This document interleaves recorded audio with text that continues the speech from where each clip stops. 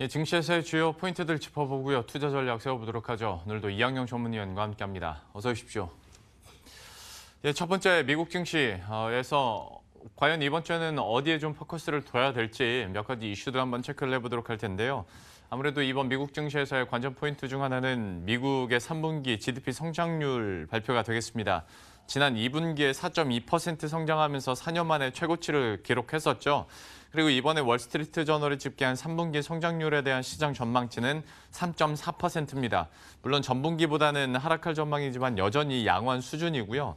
다만 이런 경제 성장 확인으로 인해서 미국의 국채 금리가 상승폭을 확대한다면 이게 또 증시에서의 투매 현상을 불러일으킬 수 있다라는 시나리오도 배제할 수는 없는 상황입니다. 그리고 또 한 가지는 주요 그룹의 실적 발표도 이어지는데요. 특히 아마존과 구글 같은 미국 증시의 핵심 기업들이 실적을 발표합니다. 팩트셋에 따르면 지난주까지 실적을 발표한 기업의 83%가 예상치를 웃도는 실적을 발표하면서 미국의 3분기 어닝 시즌 순항 중이고요. 마지막으로 이탈리아 예산안, 앞서 말씀드렸던 신용등급 강등과 관련된 시장의 우려가 상존해 있고 또 사우디아라비아 언론인 자말 카슈쿠지의 피살 사건과 관련해서 사우디의 입장과 조사 결과가 나왔다고는 합니다만 주요국들은 서로 다른 입장들을 보여주고 있고 조사 결과에 대해서도 못 믿겠다라는 얘기가 나오는 만큼 이것이 얼마나 또 파장력을 갖게 될지도 한번 지켜보셔야 될 것 같습니다. 이렇게 관전 포인트들을 짚어봤는데 하나하나 따져볼 때 아무래도 3분기 GDP 얘기를 해보도록 하죠. 여기에 대해서 앞으로의 전망이나 또 시장 영향력은 어떻게 보십니까? 네, 3분기의 GDP 성장은 일단 예상은 3.4% 정도로 지금 컨센서스가 모아지고 있는데요. 네. 말씀하셨다시피 지난 분기에는 4.2%였습니다. 물론 트럼프 대통령은 5%될 것이라고 큰 소리를 치고 있으나 모르겠습니다. 워낙 GDP가 지난 2분기에도 나름 깜짝 GDP가 나왔었거든요. 예. 그러니까 이번 분기에도 어떻게 나올지 좀 지켜보셔야 되겠고요. 다만 이제 미국의 주시장이라든가 이런 경제 성장률 자체보다는 최근에 미국 시장도 소위 글로벌 금융시장, 특히 이제 중국의 영향을 안 받을 수가 없거든요. 지금. 네. 그러니까 그런 것들이 과연 우리 미국 시장뿐만 아니라 우리나라 시장, 그리고 전 세계 주시장에 어떻게 영향을 미칠지 좀 체크해 보셔야 되겠는데요. 특히 가장 이슈가 되는 것이 물론 경제 성장률이 됐건 금리가 됐건 다 마찬가지지만 결국은 지금 달러 인덱스가 가장 추세적으로 다시 올라가고 있고 예. 그렇게 강한 달러가 되는 것 자체가 결국 지나고 보면 미국 경제가 그렇게 강한다는 것을 의미하지만 결국 사업하는 사람들의 입장에서 불리한 거거든요. 지금 이 주 보여드린 화면이 미국의 달러 인덱스의 5년 추인데요. 최근 들어 다시 94, 95 되면서 100을 향해서도 가고 있거든요. 그러니까 네. 이런 것들이 여전히 주식시장에 좀 브레이크를 잡을 그럴 우려가 있는 부분이라는 것도 좀 GDP와 더불어서 오늘 이번 주에는 달러의 움직임도 좀 면밀하게 살펴보셔야 되겠습니다.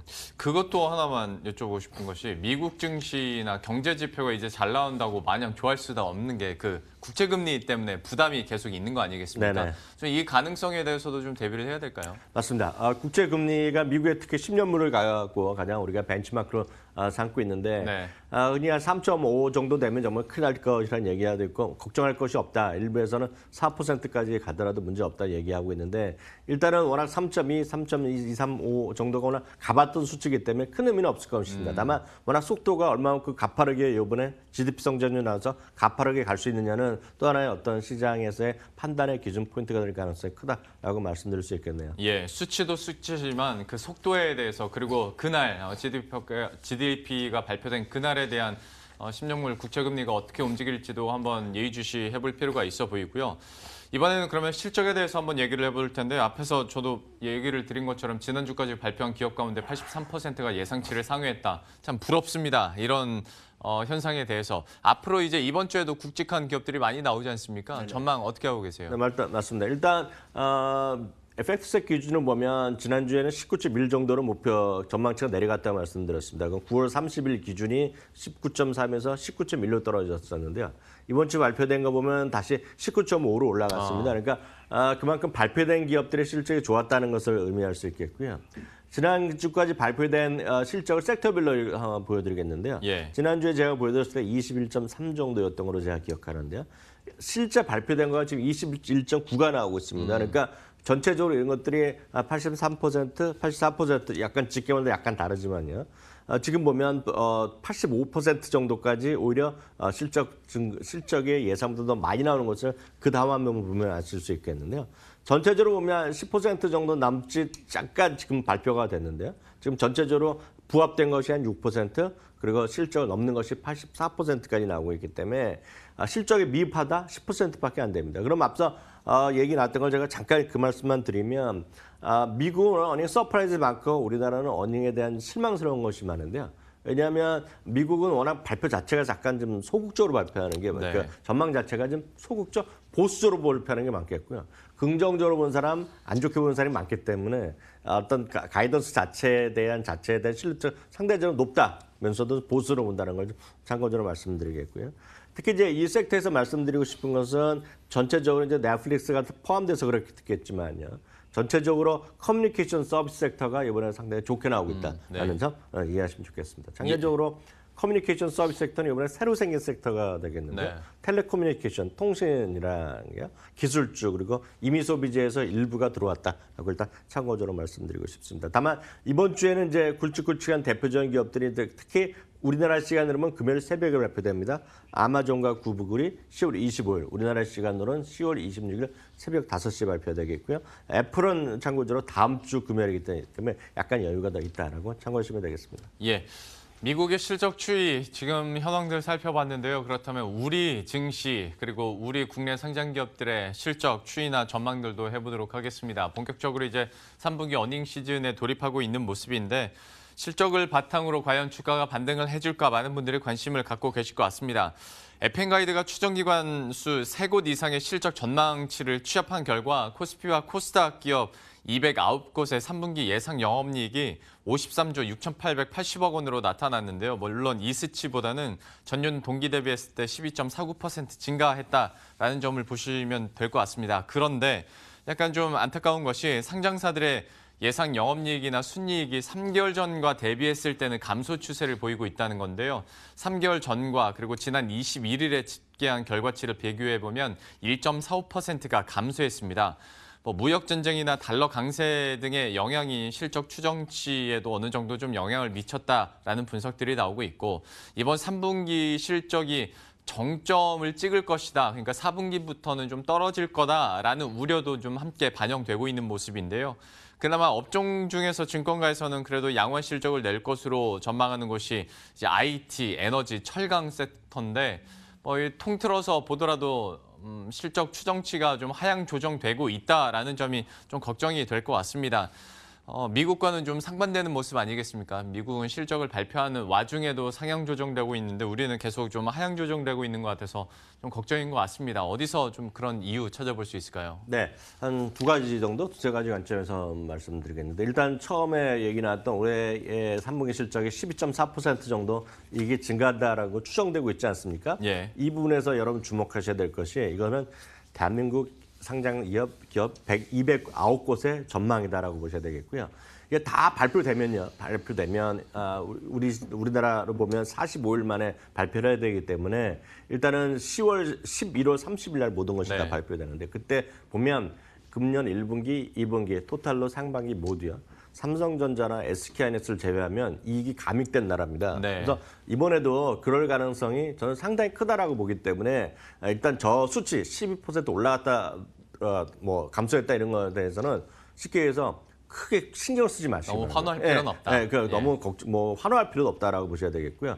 실제로 1분기에 보면 17% 정도 이익이 늘어나서 예. 그러니까 그런 큰 중요한 게 아니라고 보셔야 되겠고요. 중요한 것은 이익 전망의 눈높이가 올라가느냐 낮아지냐 이게 핵심이라고 말씀드리겠는데요. 지난 한 주간에도요. 지난 한 주간에 한 주 전부터 이제 지난 4주간에 보면 이제 그 좀 누적된 4주간인데요. 12개월 예상 실적 이익 전망이 2.3%가 또 내려갔습니다. 지금 예. 대한민국이요. 그 그림을 보여드리겠는데요. 한국이요. 지금 좋지 않은 모습이죠. 인도네시아가 2.2%가 지난 한 주간 기준. 그러니까 한 주간도 다시 말씀드리지만 4주간의 최근 한 달 전 대비 가격인데요. 한국이 2.3%나 지금 이익 전망이 내려갔고요. 이익 조정 비율을 보면 이번에 말레이시아 다음으로 지금 안 좋게 2위가 됐습니다.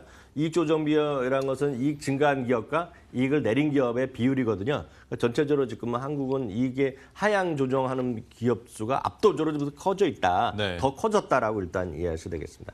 다음은 이 3분기 전체적인 순위 컨센서스만 보면 6개월 대비, 3개월 전 대비, 한 달 전 대비, 한 주 전 대비 계속 꾸준히 내려가고 있거든요. 그러니까 3분기. 그러니까 3분기가 다 와 있는데도 불구하고 지나왔음에도 불구하고 3분기가 계속 떨어지는 것은 결코 좋지 않다라고 보셔야 되겠습니다. 다시 한번 말씀드리면 대한민국의 경우 그 어닝 컨센서스가 계속 하향되는 것은 그냥 일반적인 추세입니다. 그것은 왜냐하면 부정적인 레포트를 쓰질 않는 경향이 많이 있고요. 그리고 일반적으로 누가 좋다 그러면 그냥 묻어가는 경향이 있습니다. 저는 이분은 상당히 비판적으로 얘기하는데 복사 붙이기가 많습니다. 지금 어찌 보면 그렇기 때문에 좋다 그러면 다 좋다 얘기를 많이 하고 있고 그냥 중간만 가자는 우리 일상생활에는 많이 하지 않습니까? 네. 그게 저는 이분에도 많이 있다고 보고 있는데요. 심할 경우에 작년 4분기에는 어닝 쇼크가 대한민국의 70%가 나왔습니다. 그렇기 때문에 어닝 자체에 대한 신뢰성이 많이 떨어져 있다. 전망 자체 이렇게 보셔야 되겠고요. 특히 3분기에는 글로벌 경기 둔화 그리고 국내 경기 부진이 어우러지면서 지금 눈높이가 많이 낮아지고 있다는 걸 이해하시면 됩니다. 예. 그러면 종목별로도 잠깐 대응 전략 세워보도록 할 텐데요. 이번 주에 유독 굵직굵직한 기업들이 많이 나오니까요. 좀 주요하게 보는 기업들이나 전망 어디가 있을까요? 이번엔 역시 IT 기업이 우리나라도 집중되겠죠. 24일, 25일 이런 것들이 가장 핫할 것 같은데요. 26일까지. 그러니까 수목금이 되겠는데요. 수요일 날은 LG 디스플레이랑 이노텍이 있고요. 25일은 네이버, SK하이닉스, 현대차. 특히 이제 이날은 네이버랑 SK하이닉스가 관심권이 될 것 같습니다. 현대차는 뭐 큰 기대할 게 없습니다. 현대차는 그냥 냉정히 말씀드리면 이번에도 아마 어닝 쇼크 날 가능성이 매우 크다라고 업계에서 얘기하고 있고요. SK하이닉스는 사상 최대 실적 기대되지만 일단 사상 최대 실적이라는 건 누구나 다 한다는 얘기죠. 그보다는 지금 4분기 내지는 내년도에 대한 걱정거리들이 삼성전자나 SK하이닉스를 억누르고 있다는 것도 참고하시면 좋겠고요. 26일 날은 LG화학과 삼성 SDI인데 LG화학이 워낙 부진하게 나올 것 같고요. 삼성 SDI가 그나마 어닝 서프라이즈 낼 가능성이 있기 때문에 이 정도 염두에 두시면서 시장 보시면 좋겠고요. 전체적인 시각은 뭐 실적 시즌과 뭐 똑같이 나오겠지만 어찌되었건 이번에도 보수적 시각은 불가피하다. 계속 유지하셔야 되겠습니다. 예. 실적 발표 주요 종목들까지 이렇게 체크해봤고요. 잠시 후에 따기거에서는 오늘 어떤 내용 준비하셨습니까? 네, 최근에 뭐 한국도 마찬가지, 미국도 마찬가지지만 딱 발목을 잡는 나라가 하나 있습니다. 바로 중국이거든요. 네. 저희가 간헐적으로 말씀드렸는데 오늘 중국만 집중적으로 한번 설명드리는 시간 갖도록 하겠습니다. 알겠습니다. 잠시 후 따기거도 기대해 주시고요. 이항영 전문위원과는 여기서 인사드리도록 하겠습니다. 오늘 말씀 고맙습니다.